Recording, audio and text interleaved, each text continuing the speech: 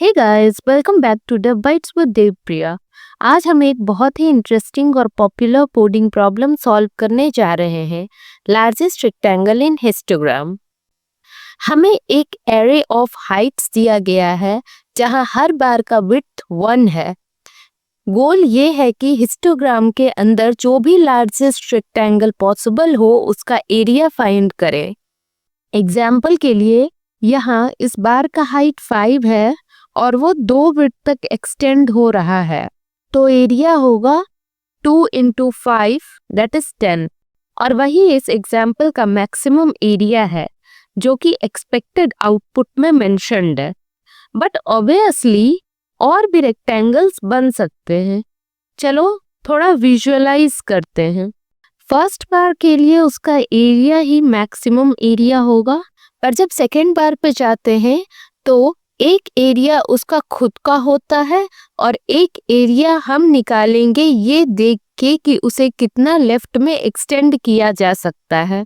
वैसे तो हमें बस मैक्स एरिया चाहिए, बट यहाँ हम सभी पॉसिबल रेक्टेंगल्स का एरिया कैलकुलेट करेंगे। आगे सेम प्रोसेस रिपीट होगा। Let me run the animation for better understanding.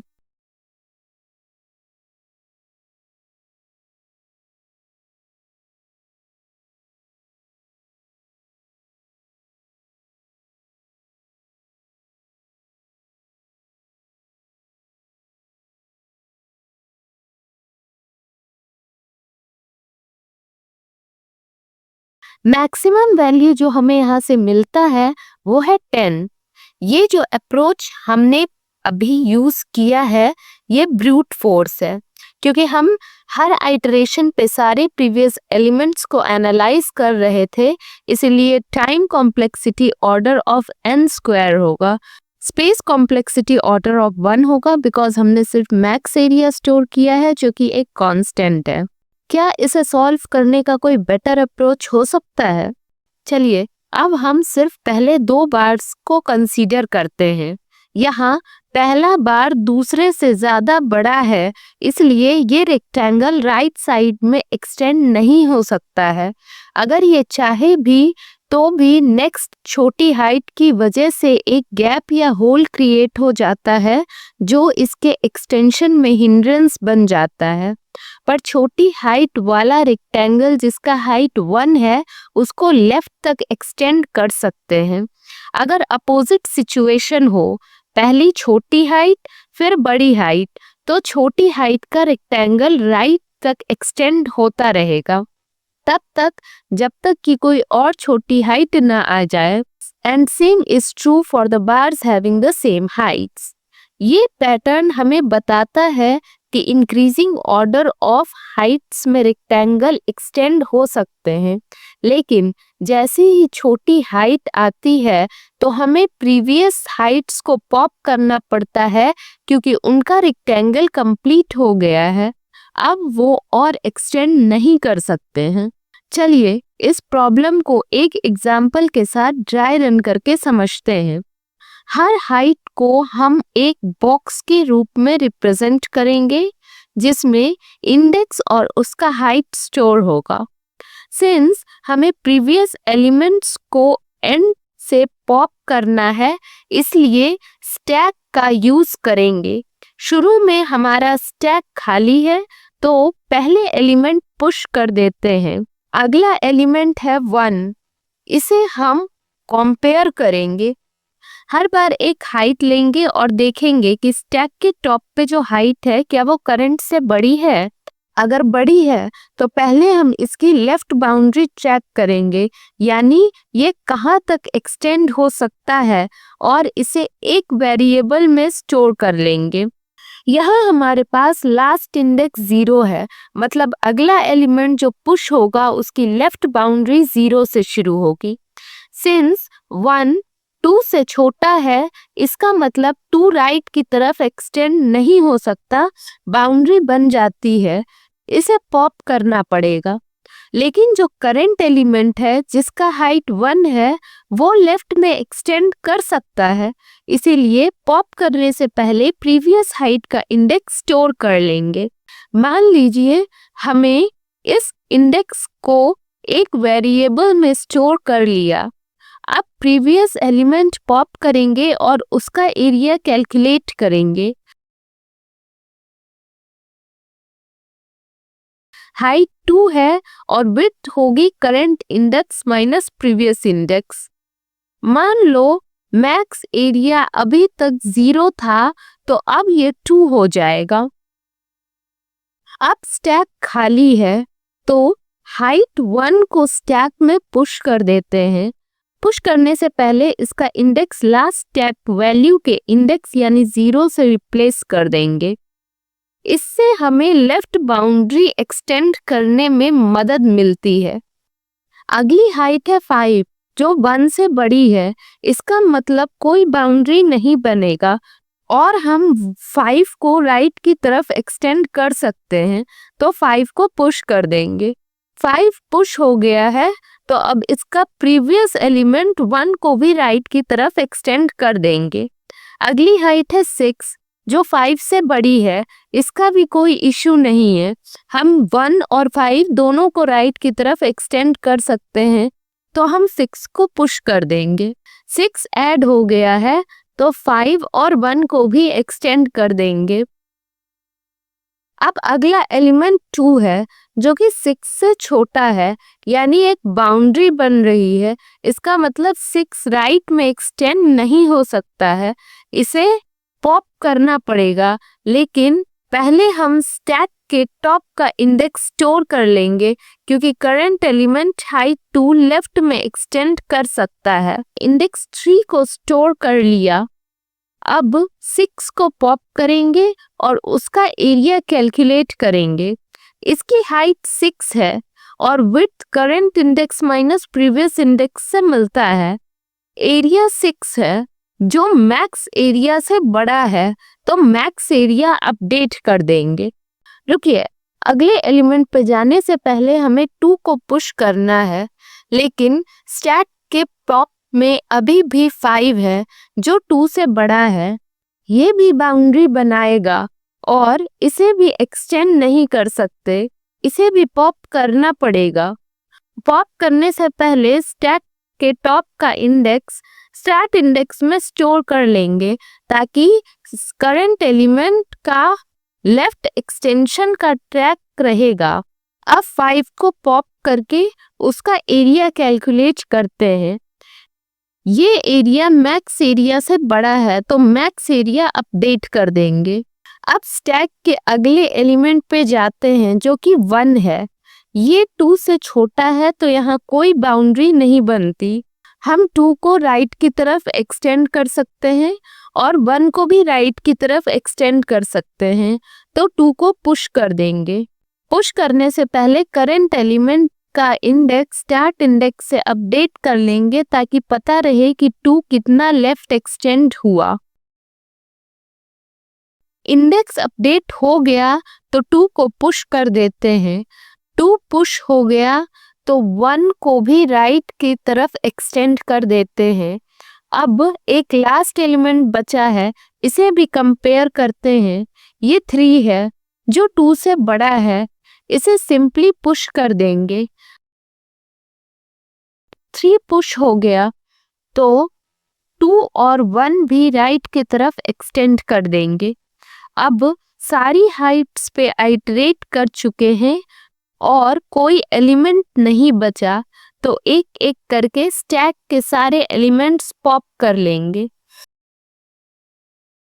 Height 3 है और width current index minus start index से मिलेगा, तो एरिया 3 है, जो 10 से छोटा है, तो मैक्स एरिया अपडेट नहीं करेंगे।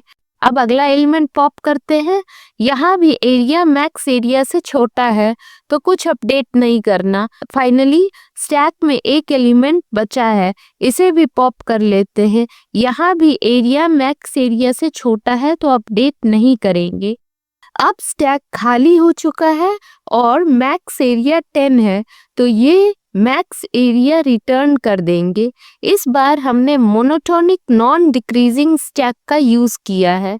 एक छोटा सा नोट लेंगे, इंक्रीजिंग में सारे एलिमेंट्स लगातार इंक्रीज करते हैं, जबकि नॉन डिक्रीजिंग में एलिमेंट्स इंक्रीज भी कर सकते हैं और सेम भी रह सकते हैं।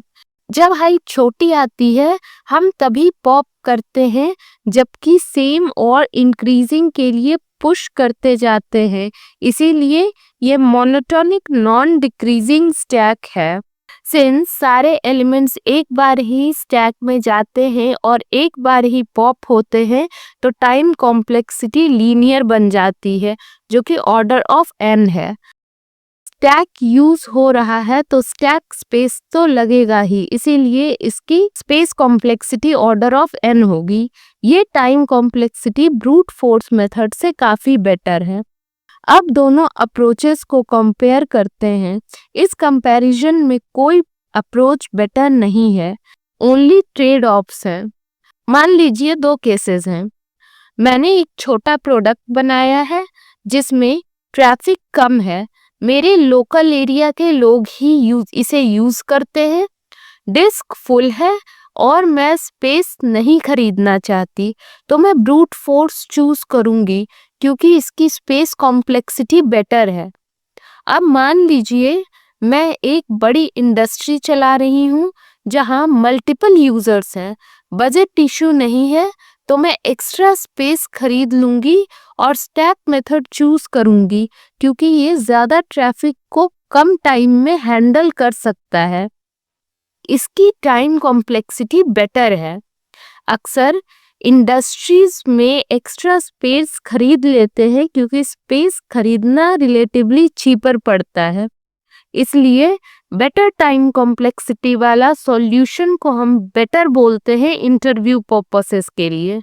लेकिन जहाँ टाइम मेमोरी के कॉस्ट पे या मेमोरी टाइम के कॉस्ट पे मिलता है, वहाँ पे कोई भी अप्रोच बेटर नहीं होता, सिर्फ ट्रेड ऑफ्स होते हैं। अब चलिए इसका कोड लिख लेते हैं। सबसे पहले हम अपने रिजल्ट को डिफाइन कर लेंगे जो कि मैक्स एरिया है, ये एक इंटीजर होगा और इसे रिटर्न कर लेंगे। अब हम अपना एक स्टैक डिफाइन कर लेंगे और हाइट्स के ऊपर आइटरेट करेंगे।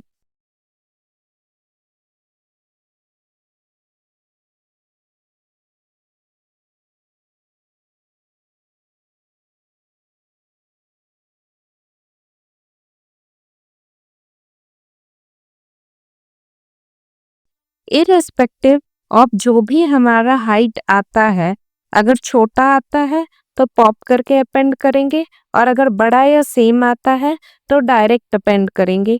तो स्टैक डॉट अपेंड तो हमारा होगा ही।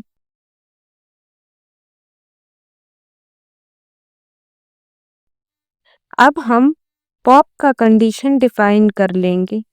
जब तक नेक्स्ट हाइट पुराने हाइट से छोटी आती जाती थी, तब तक होल क्रिएशन होता था और हम एलिमेंट्स को पॉप करते जाते थे। इसीलिए हम टॉप ऑफ द हाइट को यहाँ कंपेयर कर लेंगे करंट हाइट से और पॉप करेंगे एलिमेंट्स को।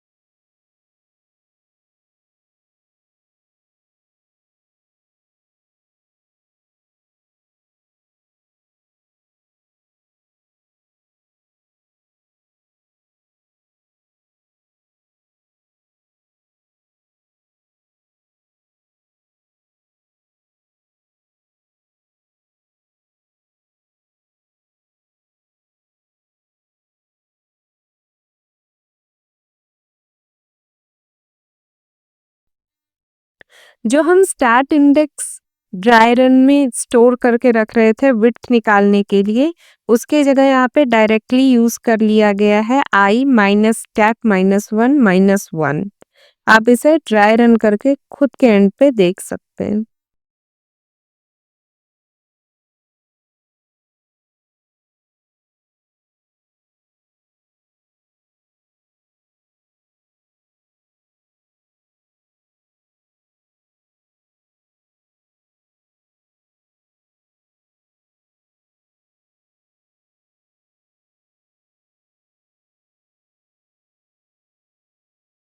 फाइनली इसे बार बार आइटरेट करके हमारे रिजल्ट में मैक्स एरिया आ जाएगा।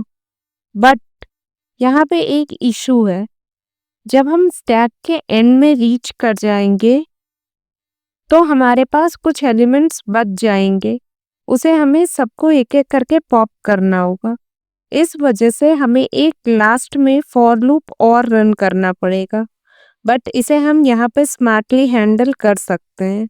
हम फॉर लूप को जो यहाँ लगा हुआ है उसको ही एक आइटरेशन ज़्यादा चला सकते हैं और वाइल लूप में एक कंडीशन और ऐड कर देते हैं।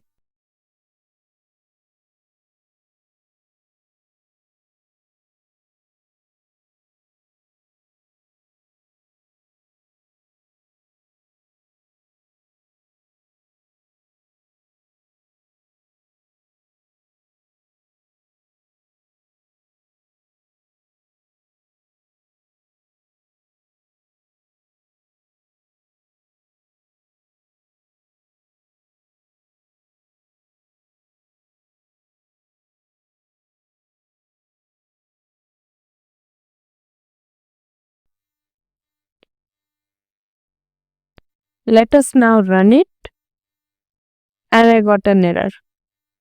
List index out of range. What's the issue here? Okay, I am sorry guys. जो एंड होता है उसका प्रेसिडेंस और से ज़्यादा होता है, मैंने पैरेंथेसिस गलत लगा दी है। अभी मैं इसे सही करती हूँ और फिर से रन करती हूँ। And the code runs pretty well. हम इसका एक बार टाइम कॉम्प्लेक्सिटी और स्पेस कॉम्प्लेक्सिटी भी मैच कर लेते हैं।